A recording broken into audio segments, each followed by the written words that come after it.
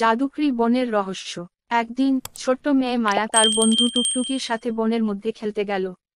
বনের মধ্যে হাঁটতে হাঁটতে তারা একটি পুরনো গাছের কাছে পৌঁছালো।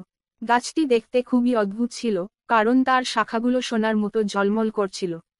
মায়া বলল, টুকটুকি, এই গাছটা তো খুবই অদ্ভুত। চল একটু কাছে গিয়ে দেখি। তারা গাছের কাছে গিয়ে দেখল, গাছের গায়ে একটি ছোট দরজা। মায়া দরজাটি খুলে ফেলল এবং তারা ভিতরে ঢুকে পড়ল। ভিতরে ঢুকে তারা দেখল, গাছের ভিতরে একটি জাদুকরি জগৎ। সেখানে সবকিছুই রঙিন এবং ঝলমলে ছিল।